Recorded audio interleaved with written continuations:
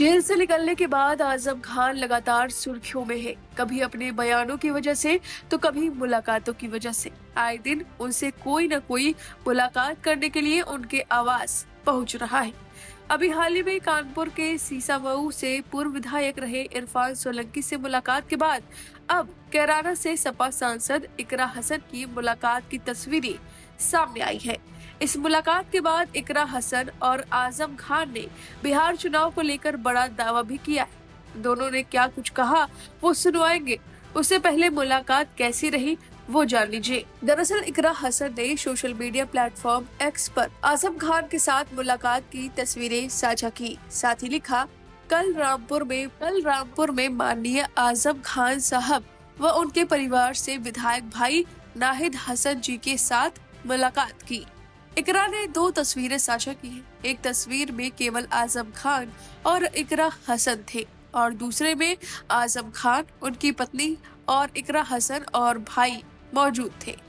ये मुलाकात करीब 30 मिनट तक चली है, जिसके बाद घर से बाहर निकलने पर मीडिया कर्मियों ने बिहार चुनाव से लेकर और मुलाकात पर सवाल पूछा, जिसके बाद इकरा ने जवाब देते हुए बड़ी बात कह दी। साथ ही आजम खान ने भी बिहार चुनाव को लेकर बड़ी बात कही।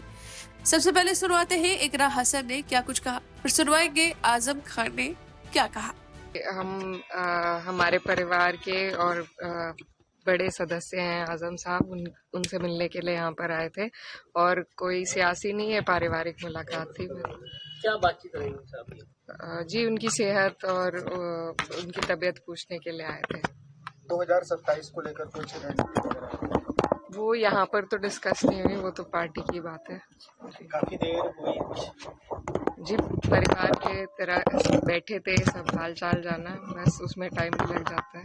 बिहार का चुनाव पूरे देश के लिए बहुत ज़रूरी है और इंडिया गठबंधन के लिए बहुत ज़रूरी है और हमें उम्मीद है कि जनता जागरूक है और सही फैसला लेगी। में आजम खान साहब का नाम था, कुछ वहाँ जिताने के लिए जाने के लिए आप जाएंगे वहाँ? जी पार्टी ने ड्यूटी लगाई है, हम जाएंगे वहाँ पे।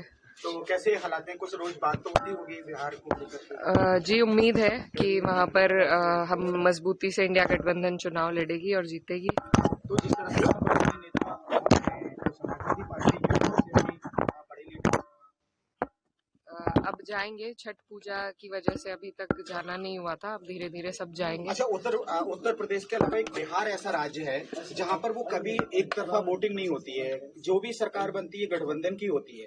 उत्तर प्रदेश में आप देख रहे हैं, अगर पिछले 20 सालों की बात की जाए और वहाँ तो कभी भी सरकार हो, पिछले 20 सालों से हम देख रहे हैं गठबंधन ही होता है। तो इन सब चीजों को किस नजर से ले रही हैं? देखिए पिछली बार जैसा रहा, हमें उम्मीद है कि इस बार क्लियर मेजॉरिटी रहेगी इंडिया गठबंधन की। हालांकि वो भी एक गठबंधन है, लेकिन अब दौर ही चाहे देश की राजनीति हो, बड़े गठबंधनों का दौर है। इससे बीजेपी भी अछूती नहीं है, उनकी भी एनडीए में कई सारे घटक दल हैं, तो उसी तर्ज पर अभी देश की राजनीति चल रही है। लेकिन हमें उम्मीद है इस बार हमारी सरकार बिहार में बनेगी। लेकिन किन मुद्दों को लेकर? क्योंकि वो तो कई बार अपने मुद्दों में कामयाब होकर बार बार सरकार बना रही है।